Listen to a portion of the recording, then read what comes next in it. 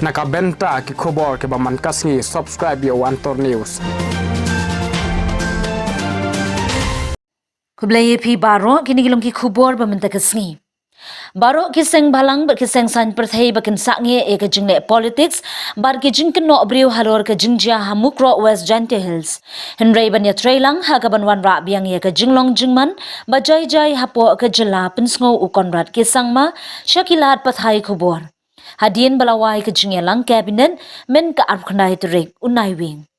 Menteri Rangba ke jela Konrad ke sangma ula kentu ya baru ke sengsan perthai omdei ban pelong kam san perthai ka kamyap kam im jong ke jela. Ha ka wi kaliang Menteri Rangba tenat ya ke jingkentho jong ki katu kat ni ke sengsan perthai halor ke jingdawa ban hiar syuki ya Menteri kampo yang ke jela. Malak men rembui namar ka jingjia hamukro ha ka ban rungut ki briu kilayam na ka jing ther guli jong ki pulit ka asam ka bajia ha ka arfu artering unai wing. Konrad kisang mau uya thu kamdei kapor ban keno yanu lane ban persang ban pet ya ki jingmento ya la di ha ka kamsan perthai na ka jinglong jingman. Kani ka jingjia ka bakta jurba ya ka balajia khlem kadak ban jingkmi lenti.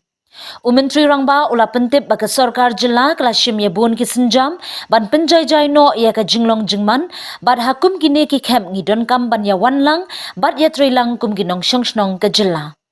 Kum kinong yalam dan kamban bu syadin ya ke jingne politik bad ya trilang shisha kum kinong yalam ke jela ban wanra biang ya ke jinglong jingman bajai jai bad ban pentikna ha ka ban la penjanai no ya ke jinglong jingman bad ru ban pentikna baki rai kum ke jingbu ya ki BOP bad ki wei ki senjam ki de ki blashim na ke benta ka bha kamiat jong ke jela kenang ban kiarno na kum kini ki jingjia hadin habud ulaong. Kani kamdei kapor bangin ya syaka kamsan perthai. Ka election kan sawan bat hadin ke election ngila banyakran kat kabangimon.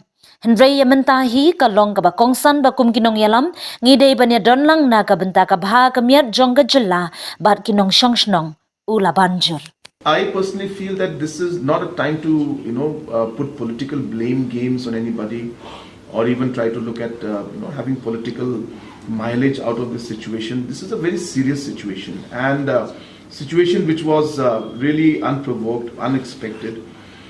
So many steps have been taken by the government to do so many things to normalize the situation.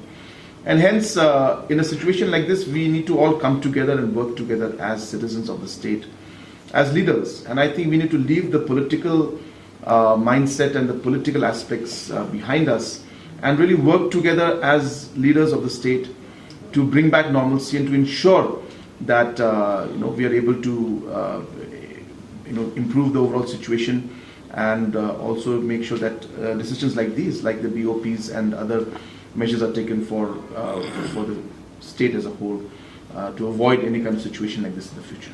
But I don't think this is the time to, as I said, go into the political stance that we take. We need to work together, and obviously we have seen even society has appealed for peace. Even the church has come together, the religious organizations have come together, the different seniors and elders of Shillong have come together, the traditional heads have come together, and they are all urging that we need to work together to maintain peace. So I think this is not the time to go into all the political aspects. Elections will come, and then after in an election we can talk of whatever we want. But at this point in time, it's important that as leaders, we need to be together for the larger interests of the state and the people.